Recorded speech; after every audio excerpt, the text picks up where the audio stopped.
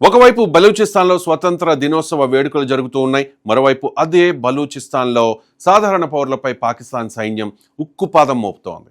ఒకవైపు బలూచ్ ప్రజలు జాతీయ జెండాలు చేతపట్టుకుని రోడ్లపైకి వచ్చి తమ స్వతంత్రాన్ని ప్రకటించుకుంటుంటే, మరోవైపు జనావాసాలపై సైనిక చర్యలు, వైమానిక దాడులు, అరెస్టులు, అదృశ్యాలు, మహిళలపై వేధింపులు కొనసాగుతూ ఉన్నాయి. అంటే బలూచిస్తాన్లో ఇప్పుడు కనిపిస్తోన్న దృశ్యం ఒక్కటే కాదు, ఒకే నేల మీద, అంటే ఒకే నేలపై రెండు విరుద్ధమైన చిత్రాలు కనిపిస్తూ ఉన్నాయి. ఒకవైపు స్వేచ్ఛ కోసం సంబరాలు జరుగుతూ ఉన్నాయి, మరోవైపు ఆ స్వేచ్ఛను అణచివేయడానికి పాకిస్తాన్ భద్రతా బలగాలు ప్రయత్నం చేస్తూ ఉన్నాయి. ఆగస్టు 11న బలూచిస్తాన్ స్వతంత్ర దినోత్సవం అంటూ బలూచ్ జాతీయవాద నాయకుడు మిర్యార్ బలూచ్ ప్రజలకు పిలుపునిచ్చారు.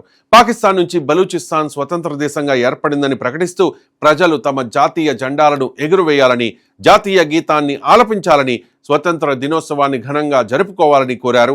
అంతేకాదు ప్రపంచ దేశాలకు కూడా మిర్యార్ బలూచ్ ఒక విజ్ఞప్తి చేశారు. బలూచిస్తాన్ను స్వతంత్ర దేశంగా గుర్తించాలని, తమకు అంతర్జాతీయ గుర్తింపు ఇవ్వాలని ప్రపంచ దేశాలను కోరారు. ఈ పిలుపుతో బలూచిస్తాన్లోని అనేక ప్రాంతాల్లో ప్రజలు బయటకు వచ్చారు. క్వెటా నుంచి గ్వాదర్ వరకు, జోబ్ వంటి ప్రాంతాల నుంచి అనేక పట్టణాల వరకు బెలూచ్ జెండాలు కనిపించాయి. యువత, విద్యార్థులు, మహిళలు, సాధారణ ప్రజలు కార్యక్రమాల్లో పాల్గొన్న దృశ్యాలు సోషల్ మీడియాలో కనిపిస్తూ ఉన్నాయి. బలూచ్ జాతీయ గీతాలు వినిపించాయి. సాంప్రదాయ దుస్తులు, తలపాగాలతో బెలూచ్ ప్రజలు నృత్యాలు చేసిన దృశ్యాలు కనిపిస్తూ ఉన్నాయి. బలూచ్ ప్రజలు స్వతంత్ర దినోత్సవాన్ని జరుపుకోకుండా పాకిస్తాన్ భారీగా భద్రతా బలగాలను మోహరించింది.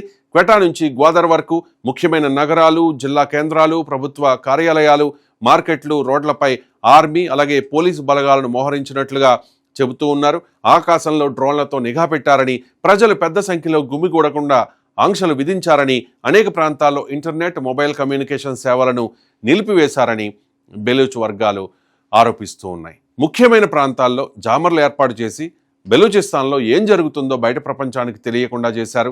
అయినా బలూచ్ ప్రజలు వెనక్కి తగ్గలేదు. ఆంక్షలు ఉన్నప్పటికీ జెండాలు పట్టుకుని రోడ్లపైకి వచ్చారు. జాతీయ గీతాలు ఆలపించారు, స్వతంత్ర నినాదాలు చేశారు. కొన్ని ప్రాంతాల్లో పోలీసులు బలూచ్ జెండాలను తొలగించినప్పటికీ ప్రజలు మళ్లీ జెండాలను ఎగురవేశారు. పాఠశాల విద్యార్థులు కూడా జాతీయ గీతాలు ఆలపించిన దృశ్యాలు బయటకు వచ్చాయి. అంటే ఒకవైపు పాకిస్తాన్ ప్రభుత్వం ప్రజలు గుమ్మిగూడకుండా ఆంక్షలు విధిస్తుంటే, మరోవైపు ప్రజలు ఆ ఆంక్షలను లెక్క చేయకుండా తమ స్వతంత్ర ఆకాంక్షను ప్రపంచానికి చూపించారు. ఇక బెలూచిస్తాన్లో జరుగుతోన్న ఈ పరిణామాల మధ్య సాధారణ పౌరుల భద్రతపై ఆందోళనలు మరింత పెరిగాయి. బలూచ్ హక్కుల సంస్థలు చాలా కాలంగా పాకిస్తాన్ భద్రతా బలగాలపై బలవంతపు అదృశ్యాలు, అక్రమ అరెస్టులు, హింస, హత్యలు, నిరసనలను అణచివేయడం వంటి తీవ్రమైన ఆరోపణలు చేస్తూ ఉన్నాయి. అదృశ్యమైన వారి కోసం బలూచ్ మహిళలు, విద్యార్థులు, సామాజిక కార్యకర్తలు ఏళ్లుగా ఆందోళనలు నిర్వహిస్తూ ఉన్నారు. తమ భర్తలు, కుమారులు, సోదరులు ఎక్కడున్నారో తెలియకుండా కుటుంబాలు ఎదురు చూస్తున్న పరిస్థితులు ఉన్నాయని హక్కుల సంఘాలు చెబుతూ ఉన్నాయి. మహిళా కార్యకర్తలు కూడా నిర్బంధాలు, బెదిరింపులు, వేధింపులను ఎదుర్కొంటూ ఉన్నారు.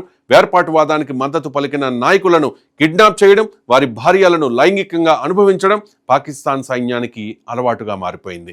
చిన్న పిల్లలను కూడా చూడకుండా గ్యాంగ్ రేపులకు పాల్పడుతూ ఉన్నారు. దురంధర్ సినిమాలో హీరోపై ప్రయత్నించినట్టుగా అక్కడ మగవారిపై కూడా రేపులు జరగడం సర్వసాధారణంగా మారిపోయింది. స్వతంత్రం ప్రకటించుకున్న తర్వాత కూడా బలూచ్లకు ఈ ఇబ్బందులు తప్పడం లేదు. మహిళల్ని బెదిరించడం, నిర్బంధించడం, కుటుంబ సభ్యులపై ఒత్తిడి తీసుకురావడం, నిరసనల్లో పాల్గొన్న మహిళల్ని వేధించడం వంటి ఆరోపణలు చాలా కాలంగా వినిపిస్తూ ఉన్నాయి. ఇప్పుడు కూడా కొనసాగుతూ ఉన్నాయి. పాకిస్తాన్ సైన్యం ఆర్మీ చీఫ్ అసిం మునీర్ డైరెక్షన్లోనే ఈ దారుణాలు చేస్తుంది అన్నది అందరికీ తెలిసిన విషయం. బలూచిస్తాన్లో సమాచార వ్యవస్థపై ఆంక్షలు ఉండడంతో నిజానిజాలు వెంటనే బయటకు రావడం లేదు. ఇదే సమయంలో జనావాసాలపై వైమానిక దాడులు జరిపింది పాకిస్తాన్. బలూచిస్తాన్లోని సూరాబ్ ప్రాంతంలో జరిగిన ఘటనపై వేర్వేరు కథనాలు వెలుగులోకి వచ్చాయి. పాకిస్తాన్ సైనిక చర్యల్లో సాధారణ పౌరులు, మహిళలు, పిల్లలు పెద్ద సంఖ్యలో చనిపోయారు.